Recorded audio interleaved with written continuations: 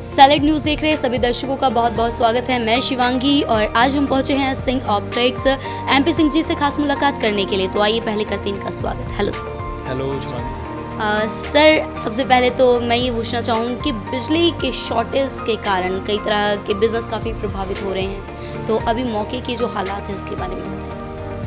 देखिए, बिजली तो ये आजकल क्या हमेशा से ही लोगों की ये नेसेसिटी रही है। बिजली तो बहुत ज़रूरी चीज़ है। तो ओनली बिज़नेस नहीं, लोग जो घरों में रहते हैं उनको भी प्रॉब्लम आ रही है। तो मेरे को ये नहीं समझ आती, इंडिया में कोयले की कोई इतनी कमी तो है नहीं, क्यों ये गवर्नमेंट क्यों नहीं इसके ऊपर सोच रही। अगर कोई प्रॉब्लम है, मैंने देखा न्यूज़पेपर में भी वो कहते हैं बारिशें बहुत ज़्यादा हो रही तो उसके करके कोयला आ नहीं रहा, ट्रांसपोर्टेशन में प्रॉब्लम आ रही है। तो गवर्नमेंट को ये चीज़ों के लिए पहले से रेडी रहना चाहिए। ज़रूरी नहीं होता भी जब आफत आती है तो उसी टाइम हम उसके बारे में सोचें, उसके लिए प्री प्लान होना ज़रूरी है। बिजली की शॉर्टेज के कारण आपको याद होगा, मैं वही शिवांगी हूँ जिसने खड़ के ताजपुर रोड पे और चंडीगढ़ रोड पे आपको दिखाया था कि दिन में सूरज को दीपक दिखाया जा रहा है, कि दिन में भी लाइटें, स्ट्रीट लाइट जल रही थी। MP सिंह जी, बिल्कुल बिल्कुल यही चीज़ है। कितने केसेस ऐसे देखे? बहुत सारे हमारे यहाँ भी पार्क्स में और बाहर सड़कों के ऊपर लाइट्स दिन में जलती रहती। अच्छा, सोचने वाली चीज़ ये है कि रात को चाहे चले ना चले लेकिन दिन में चलती रहती। मतलब यही सोचने वाली बात है कि बिजली की एक तरफ शॉर्टेज है और दिन में सूरज को दीपक दिखाया जा रहा है। बिल्कुल जी, इस चीज़ के लिए ना थोड़ा सा एक्चुअली क्या है, कहीं ना कहीं सिस्टम में कमी है। मतलब सिस्टमैटिक होने में ना टेक्निकली वहाँ पे कुछ कमी है।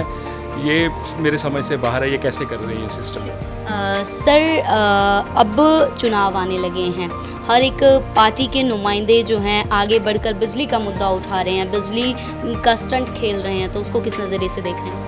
मैडम, ये तो देखिए, पॉलिटिशियंस जो हैं वो तो जो भी मुद्दा होगा वो इलेक्शन के पास इनको सबको नज़र आने शुरू हो जाते हैं। लेकिन ये प्रॉब्लम्स तो हमेशा से चलती हैं ना, तो ये तो हमें सोचना पड़ेगा। इसके लिए ये कोई एक दिन की गेम नहीं है। इसके लिए मेरे को लगता है हर एक पार्टीज़ को, हर एक पॉलिटिशियंस को पहले से ये प्री प्लान होना चाहिए। ये बिजली के ऊपर नहीं, कल को अगर बारिश ज़्यादा आ जाती है, गर्मी ज़्यादा है या कुछ भी चीज़ है, उसके लिए पहले से प्री प्लानिंग होनी चाहिए।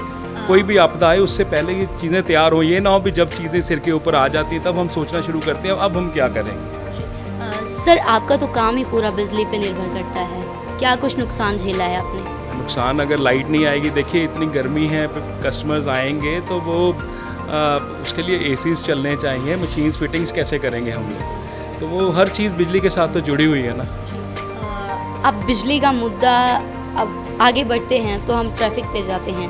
कई तरह की घटनाएं हमें सुनने को मिलती हैं, अखबारों की सुर्खियों में भी देखने को मिलती हैं। बिल्कुल, देखिए सबसे पहले मैं कहूँ ना तो मतलब कि इस चीज़ के लिए जो यहाँ नागरिक होते हैं ना, हम प्रशासन को हर चीज़ में बोल देते हैं, पुलिस को, प्रशासन को भी ये चीज़ें गलत हो रही हैं। लेकिन अगर देखा जाए तो 90% रूल्स तो हम लोग खुद ही तोड़ते हैं।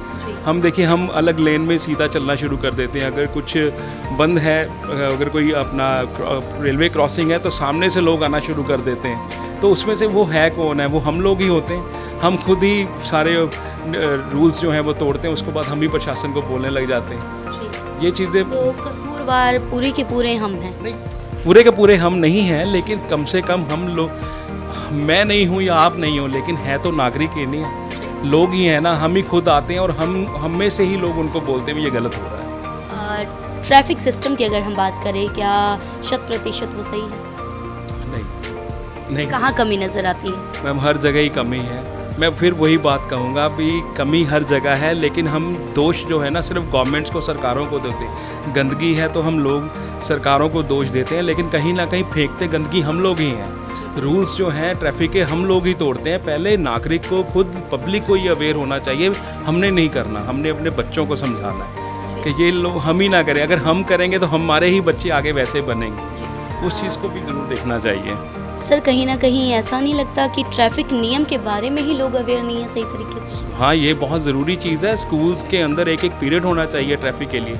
देखिए, अगर हमारे बच्चे जो हैं, आने वाला फ्यूचर, वो उसे समझ होगी तो तभी हम वो सिक्योर कर सकते हैं। पब्लिक, बच्चों को पता हो भी ये ऐसे करने से एक्सीडेंट्स ज़्यादा होते हैं। तो वो चैरिटी बिगिंस फ्रॉम होम ना, अपने ही घर में अपने बच्चों को, टीचर्स को, स्टूडेंट्स को, सबको ये समझाना चाहिए। अगर बचपन से बच्चों में वो नींव अच्छी पड़ेगी ना तो ऑटोमेटिकली सारा कुछ सही हो जाना है। उम्मीद क्या करते हैं ट्रैफिक सिस्टम से कि वो किस तरह से अपने आप को इस तरह से प्रबल करें कि लोग पूरी तरह से सचेत हो सकें?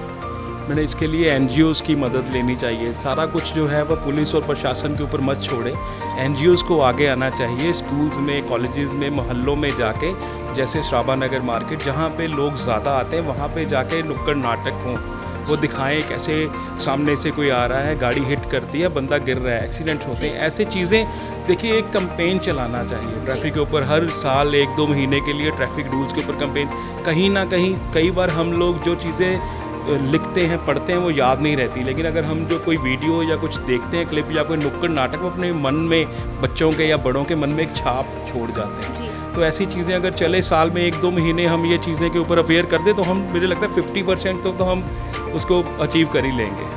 यानी कि आपका साफ तौर पे कहने का ये मतलब है कि रोड सेफ्टी वीक और रोड सेफ्टी मंथ होना चाहिए। बिल्कुल होना चाहिए, और ये सारी जिम्मेवारी एनजीओज़ जो लुधियाना के अंदर कम से कम 60-70 जो एनजीओ रजिस्टर्ड हैं उनकी ड्यूटी लगाई जाए। हम खुद एनजीओज़ चलाते हैं, हमें प्रशासन बोले भी आप लोग ये चीज़ करिए, सब खुशी खुशी आएंगे। देखिए, हम लोग जो एनजीओज़ होते हैं वो सोसाइटी के लिए तो बने हैं, है ना, अपने काम से टाइम निकाल के सोसाइटी के लिए कुछ करना चाहते हैं। अगर गवर्नमेंट हमें बोलेगी तो हम सब लोग मिलके अपने अपने एरियाज़ में करेंगे तो ऑटोमेटिकली सारा लुधियाना सही हो जाएगा, धीरे धीरे पूरा पंजाब और इंडिया सही हो जाएगा।